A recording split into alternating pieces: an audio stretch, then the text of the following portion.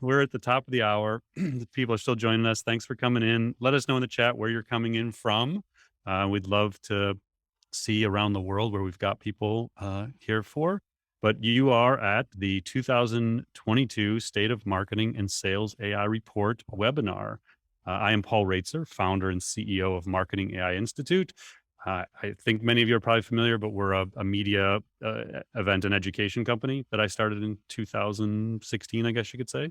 I'm joined today by Aurelia Solomon. And why don't you tell us a little about yourself and your role with Drift, Aurelia? Yes. Well, thank you so much for having me, Paul. Again, always love chatting with you.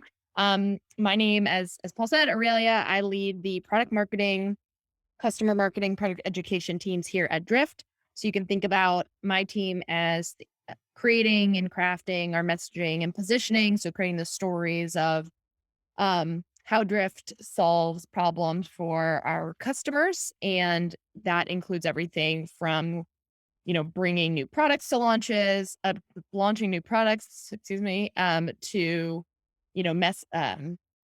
thinking about how do we drive adoption and best practices for our customers of those products and getting the best usage out of Drift. So we really are everywhere from if you're a marketer, middle and bottom of the funnel. So helping accelerate opportunities and then helping our demand gen teams create demand and pipeline with launches and content.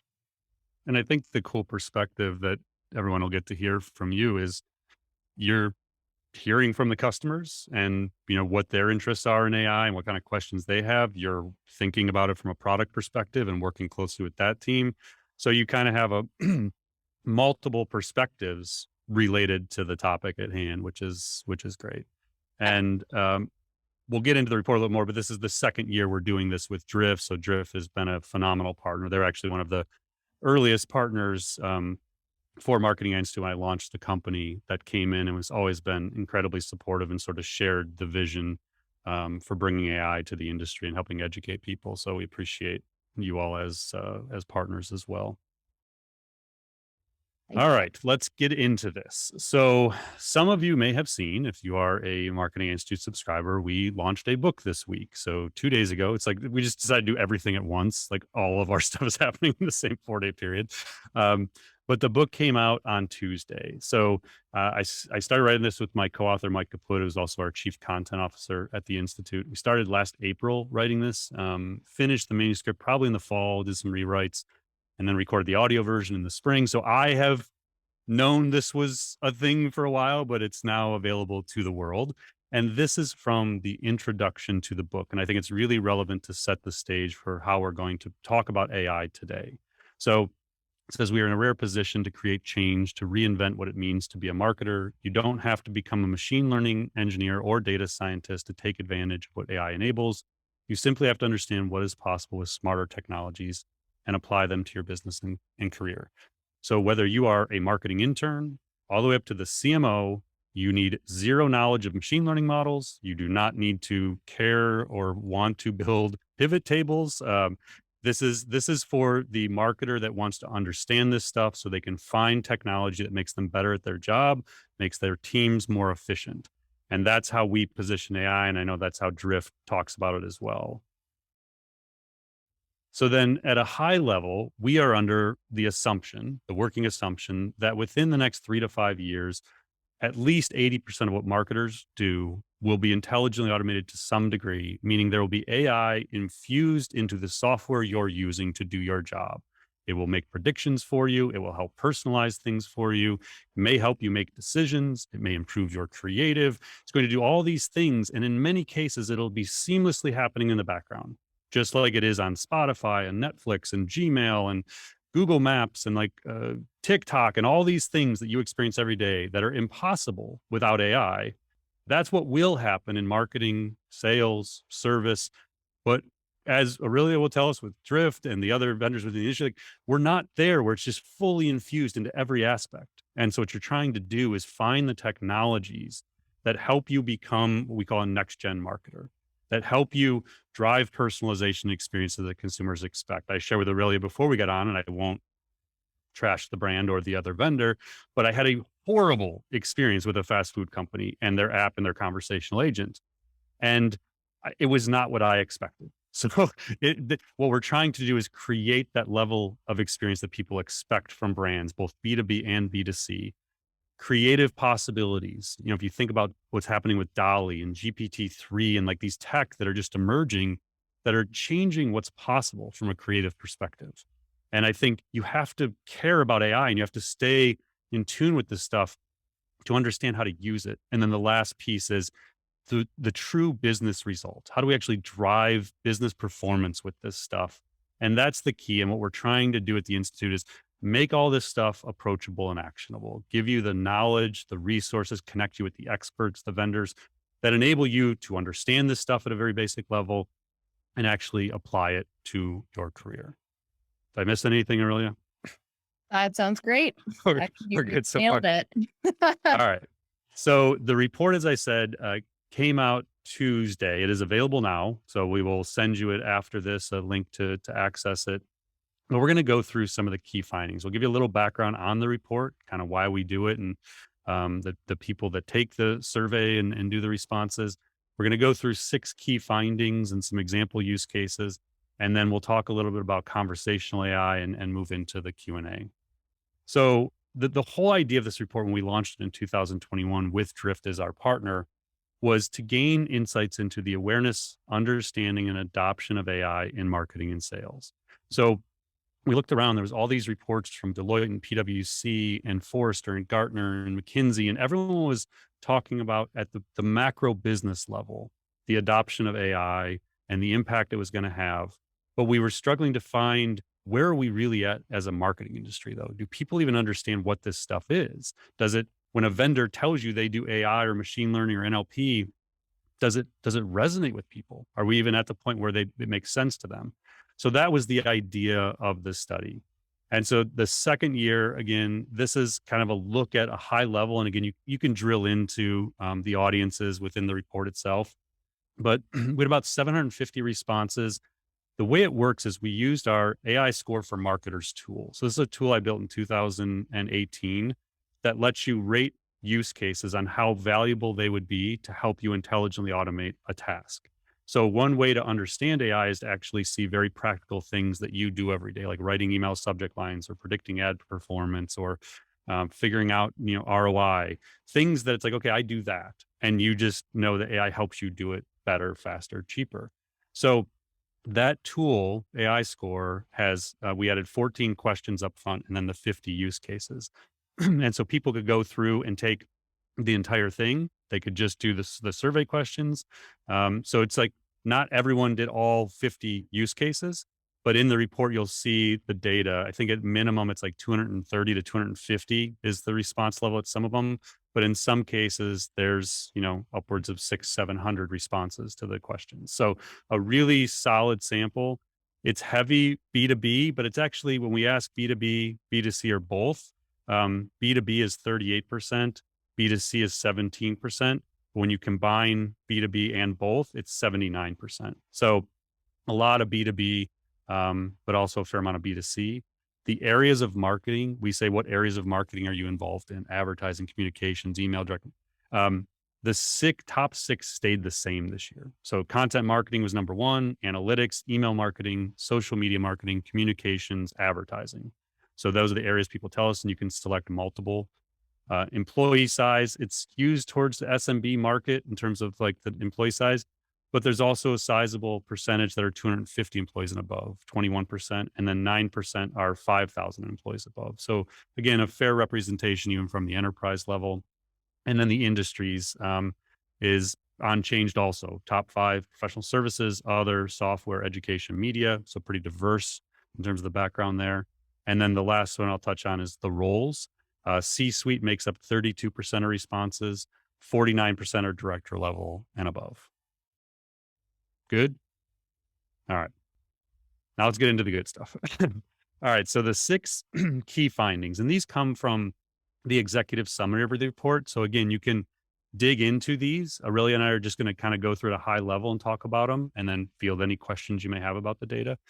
But the first is, the marketers recognize the transformative impact AI will have on the marketing industry. There's no doubt about that. And really, like, what are some of the things you see in terms of what they're looking for within this area.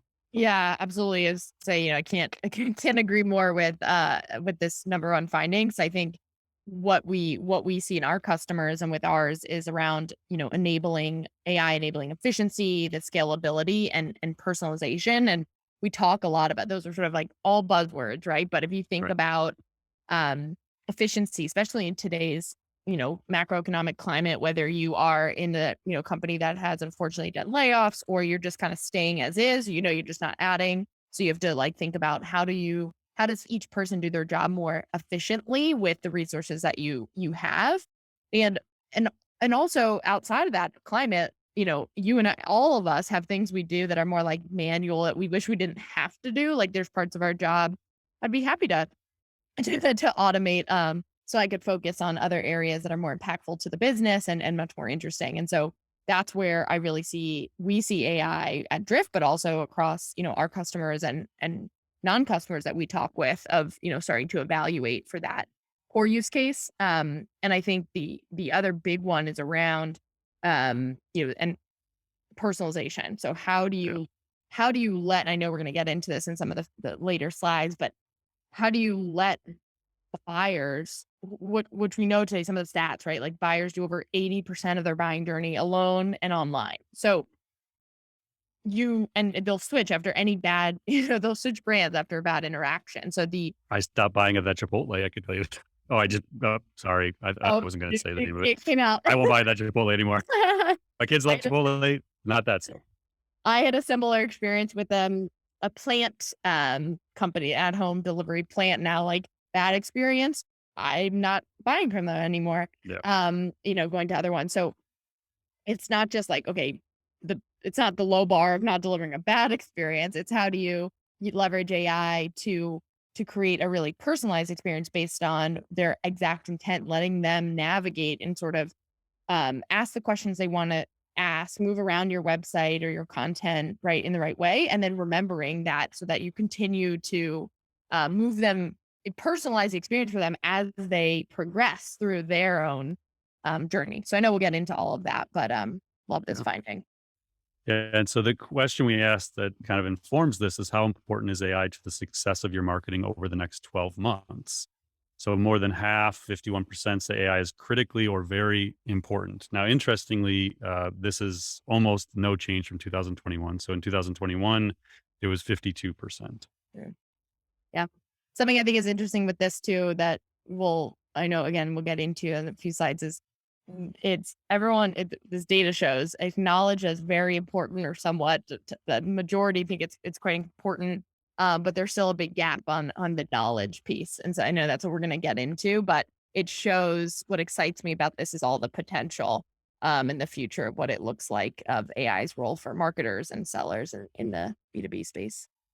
When I use this finding from the 21 report, when we do our intro to AI for marketers class, what I'll always say is if you said somewhat, not sure, or not important at all, my job in that class is to move you into the very or critically important stage. Like if we do our job as an institute, then we are hopefully moving people to realize the significance of AI and the immediacy of the potential to create value with it. Because I do think, and again, we're going to look at more data points, but generally speaking, my perception is that the vast majority of marketers still perceive it to be abstract and unapproachable.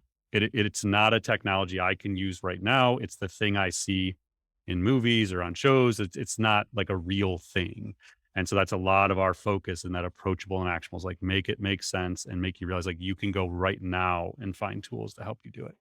Yep. Finding number two, marketers are highly focused on using AI in the near term in three key areas. And we have touched on some of these already, but the question here was, what outcomes is your marketing team achieving with AI today? So for the people that are using it, you mentioned Aurelia, personalization is number one. That was the same as last year. Revenue acceleration and getting more actionable insights from marketing data. And when we talk about use cases a little later on, we'll actually see this one reemerge. So did you have any thoughts on these three when you saw them? Yeah. I mean, this is exactly very similar to what, we see. And I talk to our customers and prospective customers about on a daily basis. And as well, as our product team, as we think about, continuing to invest and evolve our product, we started, and we'll get into this, of bringing AI, as part of Drift, focusing on marketing and how do you leverage AI for the marketing persona to help them create these personalized experiences at scale. Number one, there, accelerate revenue. That's what we're all doing, right? That's the point of how do you grow revenue without adding more costs or doing it all more efficiently. But I think the insights piece of number three here is also an area that we have invested in, of surfacing up, having AI analyze all the conversations that Drift has. And we have over 3 billion conversations across our customer base that's been happening on Drift's platform.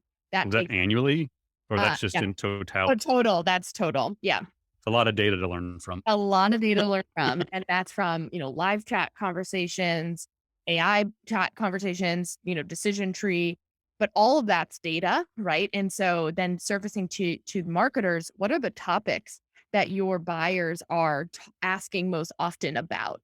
And I know we'll get into it, but like topics being, 10x more accurate than keyword, right? It's a Right. clustering of understanding all the different ways the same sentiment might be asked. And as a marketer, as a product marketer, that, I get super excited about that because I can understand in their own words, what are they interested in? What are they asking about? And that helps us. I know we're going to get into this later too, about what content do I create using that data? So there's Yeah. using the insights to personalize the experience, but it's also creating a better experience. So getting back to the customer support side, maybe we're seeing that a customer, number of customers are coming to the website asking the same question, and we don't have a knowledge base article on that topic. Well, great. Now we can create that knowledge base article and they can self-serve the answer there themselves, instead of having to, ask constantly. Or we understand, a certain topic of our product or something that's really interesting to our buyers, and that helps us from a top of funnel perspective and campaigns and all that. So I know we'll get into it, but that's, Yeah. I geek out, I think, on number three quite a bit. Well, and I think, just for, again, perspective for people trying to understand AI, natural language processing is a term you'll hear. It's an application of AI you will hear about. Drift uses natural language processing. And so the idea there is, if you have 3 billion data points or conversations in your archives, you can't possibly have a human go through and tag every single topic and look at all of them and say, okay, these 300 are actually asking the same general thing. They're just using different words. And so that's where the natural language processing can come into play. It can try and understand, quote unquote, the language and the intent of the question and say, okay, that actually fits under this grouping. And then it starts to lump the things together. And that's how the AI can start to learn that that person is actually asking this thing, which it knows the answers to because 299 other people asked it in a different way, but it's the same thing that they're trying to find. That that's what AI does. It simplifies, it streamlines, it puts some intelligence into this so humans aren't trying to sit there figuring all this stuff out on their own. Yep. And then we have this example of the conversation without limitations. Yeah. Yeah. And I think, like, you know, eh, with Conversations Without Limitations, really the concept here is let your buyers voice their intent in their own words. I had one of our customers said to me, I love it because it lets our customers use their own lingo.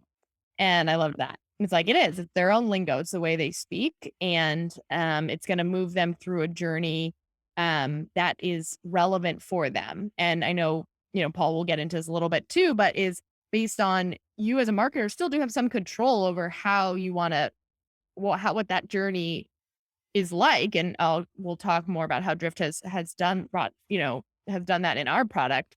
But from a customer experience, they don't feel that it's like this, that you've put some sort of guardrails a little bit in there, right? Right. Right. Because the AI is moving them along in the right way based on what they need and answering their questions along the way. So this obviously on the left is just showing a Drift example of someone who wants to talk to sales, and right away, great, let's not put them through any hoops, just book a meeting, let them Right. say what they want and get them to the outcome. Really think about outcome driven experiences.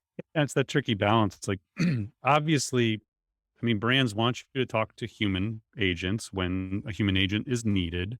But if you can fulfill the need and get them answers immediately, you want to do that, but you don't want it to feel like you're just trying to automate the experience away. Like, You still want them to just feel like, okay, I got exactly what I needed. I wanted to cancel my order from fast food company Yeah. and I couldn't do it, or I could. Like, Yep. did you make it easy for me? Yep. I didn't need a human at that moment. I just needed to cancel the order. Yep. Um, Yep. but then I had to get to a human to solve it. So it's like, you're trying to have that balance. Yep. All right. So this is a big one. So the industry still faces significant lack of confidence in adopting and implementing AI.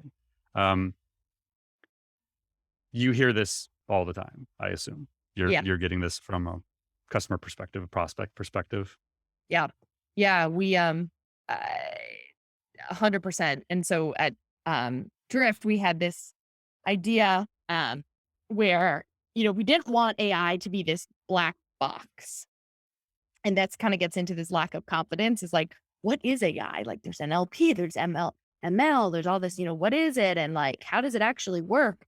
And most of the people you're selling to aren't necessarily technical buyers where you're going to go into the, Right.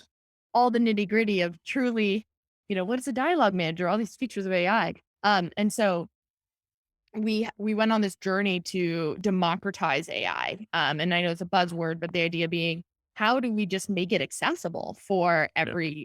everyone? And starting focus, as I said, on the marketer persona, and I'll speak to what we're expanding to later this year. But how do we bring it into Drift to show our customers who are in Drift where AI is actually at play, so they start to understand, okay, it's not this like crazy thing in the background that I have no idea. It's I can there's aspects that I can control while creating this great experience. And so some of the to explain for folks who aren't as familiar with Drift maybe online is we build conversations, right? So based on Paul comes to the website, and we want to create an experience for Paul.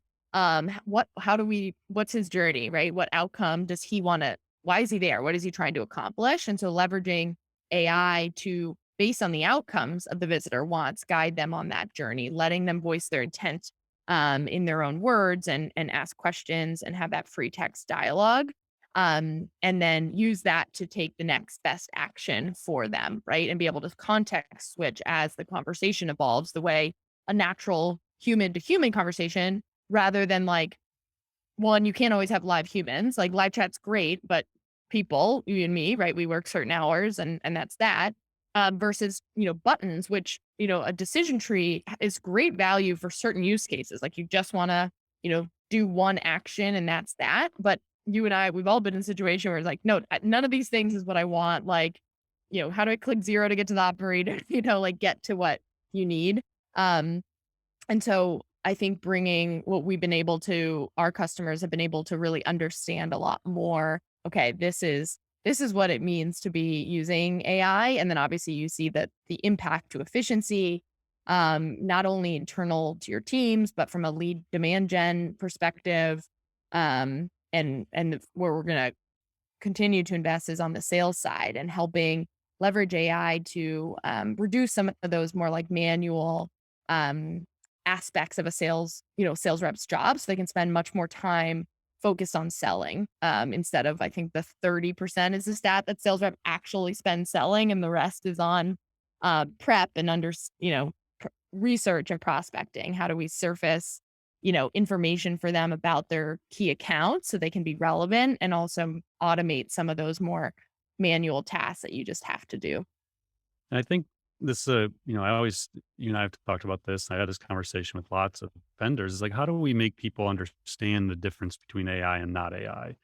And I think this is a good talking point because, like, if you're on this call and if you think that having a chatbot on your site and having it tied to a list of is a customer or is not a customer, if that is the extent of your personalization, you are not doing what's possible. So with the AI, it can take all these other factors, all these other data points into consideration. Not only is it a customer, is it a happy customer? What was their last NPS score? Have they spoken with an agent in the last 30 days? Did something just go wrong on the site? And we already know that, and they don't need to tell us something went wrong. We knew it went wrong, and we can pop up. Like, think about how much richer the experience can be if it's not a simple rules based, it is or is not a customer. And let's be honest, like a lot of marketers are probably still if even at that stage. Like a lot of you are probably still running a chatbot that doesn't know if it's a customer or not when they're coming to the site. And that's what we're talking about. Is like, how do we make it more intelligent? But the problem is, and this goes to this finding, that the industry as a whole isn't really that able to comprehend what AI is and what it's capable of doing. So we asked this question: how would you classify your understanding of AI terminology and capabilities? Last year, it was 50% said they were beginner level. This year, it's 45. So it's okay. Like that's a 5-point increase. Like we're making some progress, but it's certainly nowhere near where we needed to be able to move the industry forward. And so this is, back in November, I was like, okay, how do we accelerate this? Like people have to know this stuff better for people to find the smarter tech. And so we launched this Intro to AI for Marketers live class that I teach every 2 weeks or so online. And we've had 4,500 people register for the first 12 sessions. And that to me is like, okay, we're starting to get somewhere. Like we're starting to move the needle, but there's 11 million marketers in the world. Like me teaching a class every 2 weeks or us, publishing a book, that's something, but we need more marketers who understand this stuff and who care. And then as a result, feel more confident in buying this technology. So then we asked, how would you rank your confidence evaluating AI powered technology? 71% rate it as medium, low, or none. Now we can argue is medium good, like that might actually be. But this has not seen improvement since last year. This is basically the same slide as last year in essence. So I mean, what do you think, Aurelia? Is medium good? Like, is that it's better than low? Yeah, right. I mean, it's better than low. It's better than none. That's for sure. I'd love to see very high. But I think, I think for it being relatively new to the space, I'm happy to see it at least at like decently high at the medium. And I think that correlates to the data we are looking at earlier, right? There's still a big lack of knowledge, and knowing that it's valuable, but not feeling confident enough and understanding it well enough, or knowing how, confident really in how to bring it in. So, I think would love it to be better.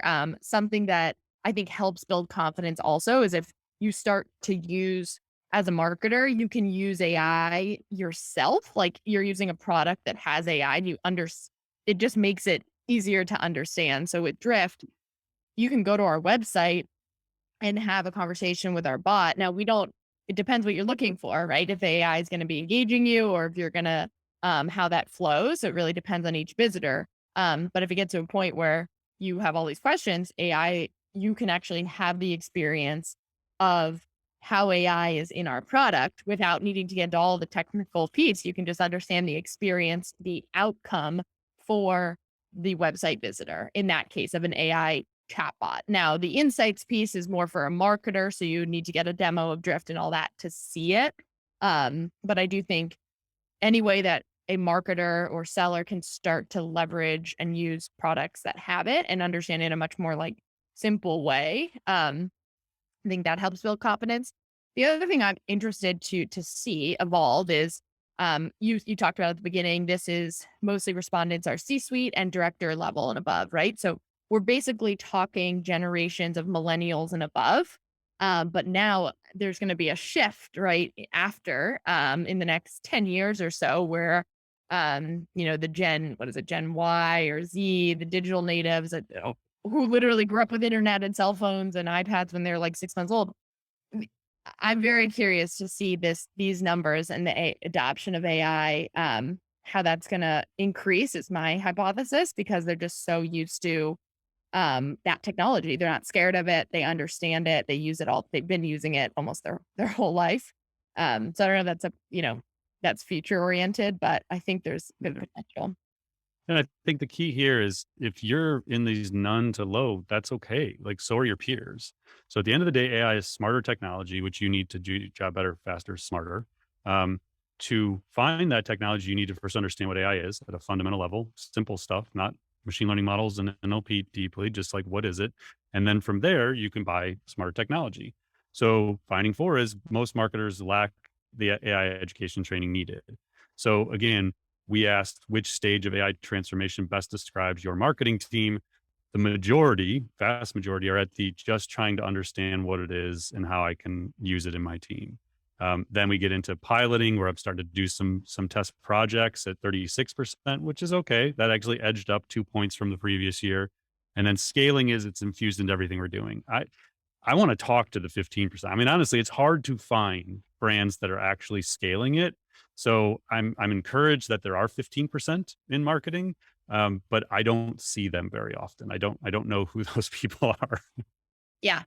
Yeah, I know. I also really I don't know too many as well. I think one thing that my first boss said to me unrelated to AI was, as a product marketer, you need to know enough to be dangerous. And I sort of held on to that because I think that gets to the education piece and the former slide, right? If you just know enough, you feel confident. And I think we're going to see the understanding moving to piloting, and piloting, moving up to scaling a bit more. And I think the other piece that's really important for this is people, is content training, right? Understanding not just the technology, but how to best use it and optimize and leverage it. So I know at Drift, like, we have both on demand content around all of our AI and all of our products, but specifically here talking about AI, how it works, and you can leverage that, self-serve, because we know people want that, but also have consultants who are experts in AI, designing AI conversations, right? Using AI to design conversations, and putting together a strategy that makes the most sense for your business, and helping our customers to that point of understanding there, but also, get into that piloting and feeling confident with it. Um, it's not like AI by itself is just magic thing that just like does everything. You need to understand, in order to pilot well and scale, you need to know enough to be dangerous on it. And I think that's where the content on demand, or experts like yourself who can help, um will start to, help expand these numbers towards scaling.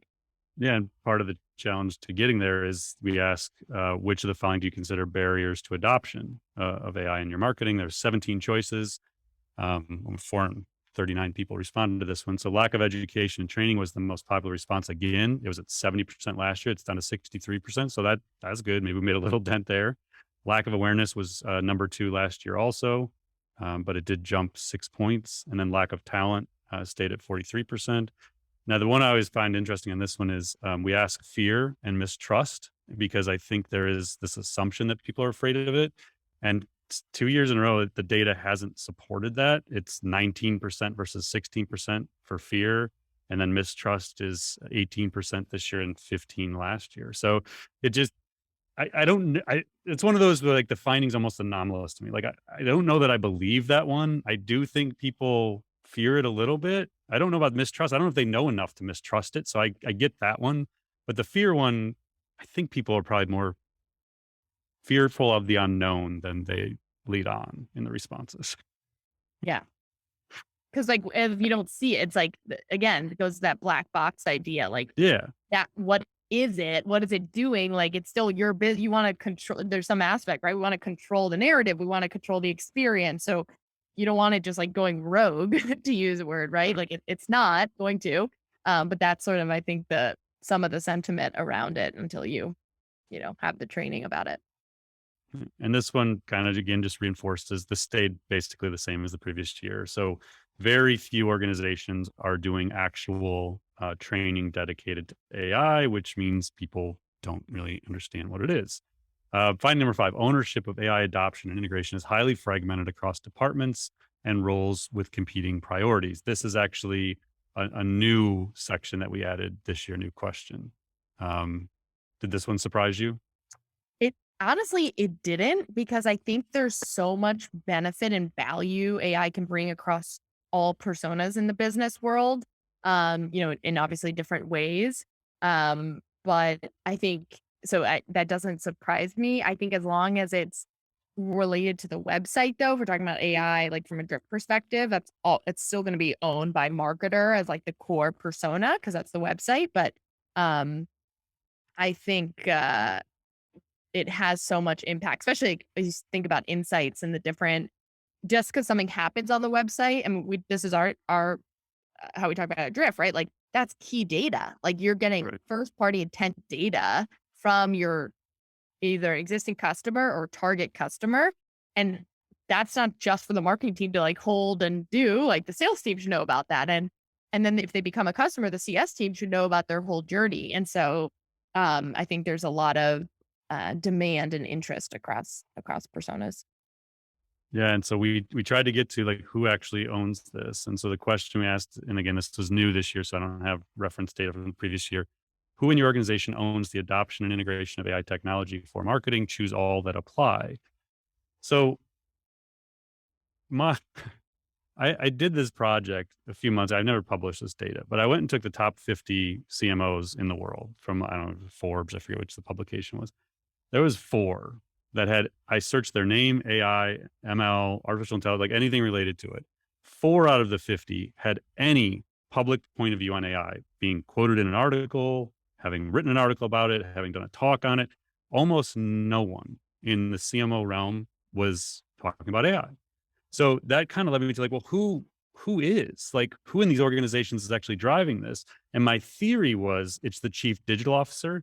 And I don't know that this disproves that. And the reason is there's 17,000 global chief digital officers. There's 140,000 global CMOs. So the CMO is far more likely only because there's just that many more of them. There's 10 times more of them. But I think in organizations where there is a chief digital officer, my theory, and again, it's just a theory at this point, I think that that's the person from a marketing perspective that owns it. But to your point, Aurelia, it's it's going to be in coordination with the data scientist, the data officer, the CIO, the CTO. Like they're going to need support from technical, but from a marketing perspective, I would like to see CMO be much higher. Like to me, it is in the next 1 to 3 years, that number should be in the 60 to 70%. And I think the CMOs just need to really take the realm. We actually just released an AI for CMOs report with Persado a couple of weeks ago, where we kind of dug into this concept that the CMO has this opportunity to step up in a really big way and take more of a role here. But do you see like what are buying committees like for Drift? I mean, who's in the room making decisions when they're buying your product? Yeah, absolutely. So we have CMO, so that's a clear one, CRO, and now we also have been seeing a lot of operations. So whether that's revenue ops or sales Okay. ops or marketing ops. If you get into the enterprise, when we sell enterprise, those customers have procurement involved, right? Bigger deals. And we've been and CTO because there's the tech consolidation, right? How does it integrate across the system? So that becomes a really important persona in those processes. And then we recently launched a conversational service. So all about, continuing that great experience for a customer after they purchase throughout their lifetime. And so we're seeing, chief customer officer, but more so like a VP or SVP of customer support or success that they sort of lead the evaluation. I think the chief digital officer is an up and coming and new persona. We don't Yeah. even run into them too much. I think at times we definitely have, but CMOs have been chartered more with, I'll use the buzzword, but like digital transformation. They're actually folks, and this might be that like lead digital transformation. That's like their job, like head of digital transformation or, and that's, I think that was obviously starting before COVID, but that gave it the big boost. So I would say a lot of similar folks on here. Um, Yeah. yeah.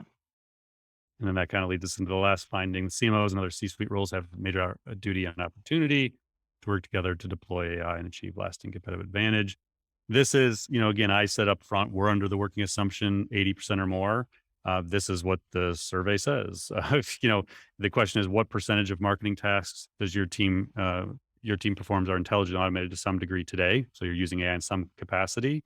So 77% in the pink box, the outline box, they use say a quarter or less of their marketing tasks are intelligent automated.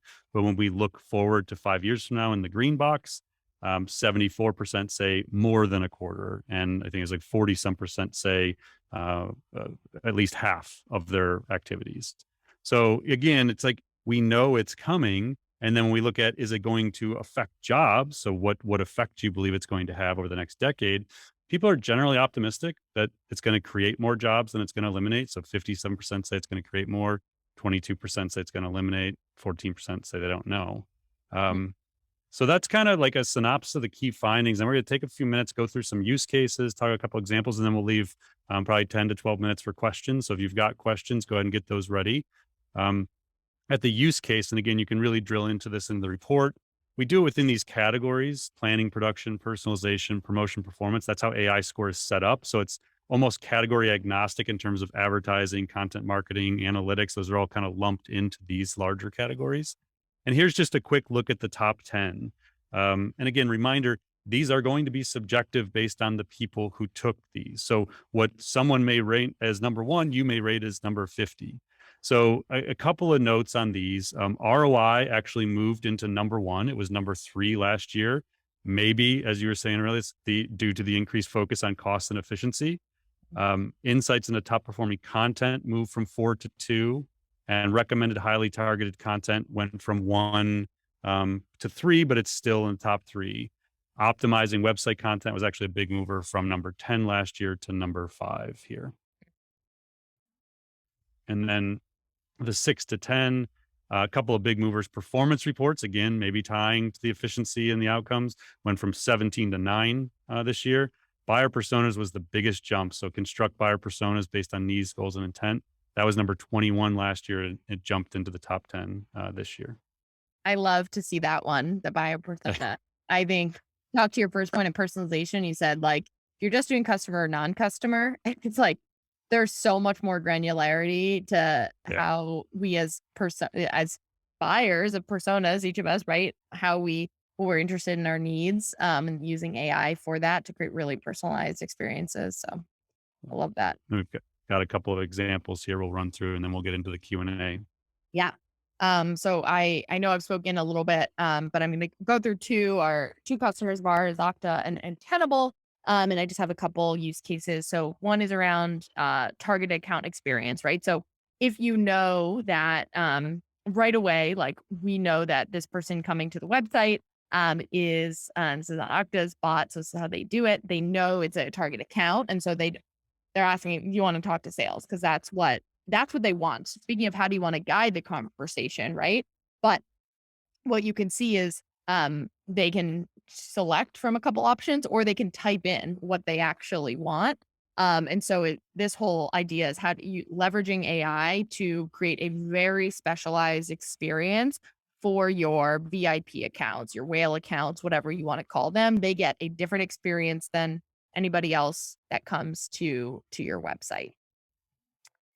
And then second is around high intent pages. So this is all about conversion, right? Like, we know, if your data shows us, if you're on a high intent page, they're high intent pages for a reason. Things like pricing, your homepage, you are more likely, especially pricing, right? Interested in, and you're probably later on in your research phase, you're ready to look at pricing, probably a high intent buyer. This is where not only can an AI powering a bot nurture that visitor more, right? Nurture that lead with the information they need. But again, create that personalized experience for them. So based on what they've maybe engaged with prior on the site, or maybe they've returned, and this is their second time. So engaging them in the right way. So these are just some of the results that Okta has seen. They saw Drift as the fastest channel of converting those marketing qualified leads to pipeline. So again, that's where the AI, right, qualifying and taking that time, instead of having a human necessarily like doing that top level qualification, where they could focus more on leads that we already know are qualified. Higher conversion rate. And then I think the 3K around support conversations deflected. So I think this is really important for two audiences. You have sales reps, sales teams, right? Who, like, you don't want a customer getting routed to a salesperson, because that's a terrible experience for your customer, primarily, number one audience. And two, for your sales rep, that's a waste of time. As we talk about efficiency, they're not the person they need to speak to, but they're often the easiest one to get on the phone, right? So that is a big power of AI right there. And then for Tenable, wanted to share a couple. So getting them to the information that they need quickly, right? So again, they can choose some, I think some folks might be asking, like, why do you have like some of these buttons? Sometimes you just include a few like answers that might, it's easy to click through, but you give them the option with the text box, excuse me, to ask the question in specifically, maybe they're not looking for any of these things, and then can say, no, actually, that's not what I'm looking for. And then this is what I'm looking for. And tying to what Paul and I we were chatting about earlier is that's intent. You're not assuming based on behavioral data or anything. You are literally going to recommend an action, respond based on what they are literally telling you they're looking for and want. And then we use this. So we have Tenable uses this to drive more folks to their community. So that's where they allow, right, community of conversations. And so you can just see a conversation happening here and saying, this is what I want, but here's alternatives of like, you can chat with this folks or you can access, content here. So again, understanding, I think, again, just to like summarize it, like using AI to understand what does your specific buyer want and how do you surface the right answers and content for them in that conversation so they can quickly get to the outcome that they came to your, in this case, chat for. And again, just some results with Tenable, faster, 3x faster delivering SDR qualified leads, 30% improve in conversation quality, right? So nurturing and having those right ones, and then 20% conversion rate on AI leads. And this isn't like, I say this because this one's super important because it shows that having that personalization, having that free text conversation, it helps qualify, and you as a business qualify and helps your buyers qualify you. Like if you're thinking that we just are the ones qualifying, they're doing absolutely the same thing, right? There's so many options. So it helps them convert. And the last one is around this operational overhead. So one thing to be clear is this doesn't mean you're like replacing a human, right? It's just that's the amount of like dollar savings and time savings that now can be reallocated to more revenue generating or higher impact business initiatives. And then this last section, we'll just kind of breeze through so we have time for questions. But again, you can dig into this in the report. This year, we added a sales AI component to it. It's because last year, 40% of people who responded said they were involved in sales. And so while we're not saying these are sales people per se, it's a sales involved role. If it's sales enablement, they're working alongside sales. And so we just tried to kind of take a look at the data. And what we generally found is these people are actually more confident in assessing AI tech, and they are a little further along in their understanding. So again, you can kind of drill in the report and go a little further. And then we also in the report have a little bit on conversational AI, which obviously what Aurelia has been talking to us a lot about. Are there any key points here you wanted to highlight, Aurelia? Yeah, I think that, this sort of covers a lot of it. You could just think about, it's there to help your website visitors, get to the outcome that they want. So whether it's assistant, an email, chat, message, different ways, of conversational AI. And then on the back end, using AI to be analyzing all of those rich conversations to surface those insights that really help you then personalize even more, whether that's in a text, whether that's on a phone call, a Zoom call with your prospect, or optimizing the conversation through a chat on top, right? So I think those are the two core pieces of conversational AI. And then, so get those questions fired up. Final thoughts. Okay. Do you have a final? I have a final thought. All right. What's your final thought on all this data? What's my so my final thought is we have a ways to go, on getting AI adopted across marketers, but I am optimistic that the value is understood and training is almost the easiest barrier to resolve. So if we unlock that, we get people trained, they know there's value with that part. The change management will happen. So I'm optimistic.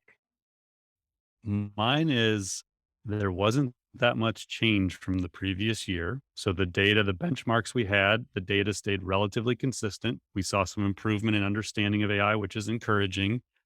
But I think my biggest takeaway is the opportunity for you is immense. There are not many of your peers, whether you are the intern, the manager, the director, VP, CMO, there are not many of your peers that understand this stuff or can activate it, can use it to drive digital transformation, and that can be you. So that whole idea of that next gen marketer, you can be that regardless of where you are in your career. And we as an industry need it. Not only we need to build more intelligent marketing, we talk a lot about this idea of more human marketing. We need AI to be applied ethically. We need to use AI for good. So we need marketers to understand what it is because it can be used for bad. There are bad actors who are going to apply AI in very negative ways for disinformation, misinformation, all these other applications, deep fakes. We need people to understand what we're dealing with here so that we can collectively try and do as much good as possible with AI. So I'll leave you with one final note and then we'll go into the questions. If you're ready to dive fully in, we have the Marketing AI conference coming up August 3rd to the 5th in Cleveland. So there's still time to join us. There is a report 22 code here for $500 off. Early bird does end. Is that tomorrow? Is July 1st tomorrow already? Oh my Yeah. gosh. Okay. That's tomorrow. So I would love to have you join us. We are back in person for the first time since 2019. So with that, I am going to stop sharing my screen and let's get into some questions. So we have one here from Dan. What solutions are there which can construct a buyer persona? So I'll first say, does Drift technology get into buyer persona building at all? Because that's something that's part of the platform. Not like creating the actual persona, but you could leverage, I would say, some of the data, right, Okay. to put into a buyer persona. But no, we don't Okay. build personas. Where I've seen it, Dan, is I actually was talking with a company earlier, metadata.io. They'll do persona building specific to advertising. AI advertising is another one of our sponsors that I know has persona building built into their platform. So they, do ad creative, ad management, but they also do persona building. You can probably leverage some AI tools within the platforms themselves, like Google and Facebook, Meta, whatever it is, to actually find audiences and personas. The thing I think about with personas today is AI enables micro personas, like to hundreds or thousands of people. Because what you want AI to do is personalize experiences. And I think what we will find over time is this idea of having 3 to 5 personas that capture all of your potential buyers is a very antiquated way to think about marketing. And I think we're going to need to move into where AI is helping us really individualize experiences. And I don't know of the platform that's doing that other than I would think that they're largely within the advertising realm. Maybe some of the content intelligence tools would be the other ones I would think about. Got a question here. Why is there such a gap between understanding and piloting AI? That's a good one. Do you have a take? I have thoughts on. I could talk for the next 6 minutes on this one, but do you have an initial reaction to that one? Um, but my two thoughts, and I have no idea, this is not validated if it's correct, but from conversations is, um, one, building the business case to the other stakeholders that have buying, are part of it. So not just like you might understand it as a marketer and see the value, but building the business case for it, which somewhat ties to the second one of price. Now that it's varied across different types of technologies and vendors of where it's priced at, but that can be a barrier. And then if you're not articulating and building the right value, you know, case for it, then it seems like gets to the ROI one, which is why I think that's so high. That's my hypothesis. But what do you think? No, I think it's right. And I think it just goes to the other findings of there's just not enough education and training around it. So people are struggling to understand it. And I think in some ways, like I just come back to no matter what the data says, and it's just me, but I think it's just abstract. Like I really think it's a almost a branding problem for AI that it is this like high tech sciency kind of thing that the geeks do, like the data scientists and the engineers, and like it's not for me, the marketer. And I think that's the perception we need to change to get people to realize like you could go pilot three things tomorrow. This technology doesn't always require a massive amount of data. If your use case is using it to help create social posts or help you come up with ideas for email subject lines or turning your audio into a transcript with reasonable accuracy, like if those are your use cases, there are dozens of tools to do those things and you don't need a bunch of your own data. So it's the whole idea of accessibility, approachability. I think that's what we're missing as an industry is a deep understanding that this isn't hard. Like it's just once you have this baseline understanding, and there's actually another question that kind of ties to this. It says, you say AI shows up on the website on my marketing, but at my company, it's not, and decisions are made without it. How can I get involved and have my voice? Oh, that's not the one I was looking for. Oh, no, here's the one I was looking for. Is it easier to get buy-in from my leadership team if I don't use words like artificial intelligence and focus more on results and outcomes? And that goes to what you were talking about earlier. Like your CEO, even your CMO, or maybe you, like you, we always tell you, like, you don't need AI. You need smarter technology that helps you do your job better. It just so happens that it's AI that does that. So Yeah. what you should be thinking about is personalization, revenue growth, reduction of costs, all the things you showed on your like ROI slides. That's what the C-suite cares about. They don't always care how you're going to do it, which Yeah. is why people probably don't come to Drift saying, I need the AI in your tool. It's like, no, I need Drift to like improve my business and help me grow smarter. 100%. I was gonna say, just the answer to that question is no, don't say you need AI. Say this is the impact. I have this initiative, here's how I'm going to impact the business. I'm going to increase the revenue like this. I'm going to reduce COGS here. I'm going to, generate, like get more qualified pipeline this way. I'm going to, shorten sales cycles by X time, improve rep efficiency. Like that is those ties to business. They don't care how. Like if you drive those results, great. Like that's all that matters. So that's absolutely how I'd pitch it. And that's how we talk about with Drift, right? Like we're not you're coming to us because you want to grow revenue. You want to generate better quality pipeline, right? More efficiently, and you want to make your sales and CS and marketing teams more efficient to do those things. And you want to create better customer experiences. Those are the outcomes. And how do we facilitate that? AI is part of it. And I think as we approach the top of the hour, it's probably the best way to leave this is buy a smarter technology that helps you achieve business goals. That is the end of the day. AI is just smarter tech. So Aurelia, thank you for being a part of this. Thank you to Drift for being our partner in this study. Last year, I think we had over 4,000 people downloaded the report. So, again, doing its small part to move the industry forward is this report alone, hopefully. So thank you to everyone who joined us today. You will get an email with access, I think, to the recording as well as to the report in the next 24 hours. Kathy from our team will send that out. And yeah, for everybody in America, have a safe 4th of July weekend. Hopefully you have time with your family and friends. And Aurelia, thank you again. This has been great. Paul, thank you so much for having us. Obviously, year 2, enjoy it and look forward to hopefully next year again. All right. Thank you, everyone. Talk to you soon. Bye.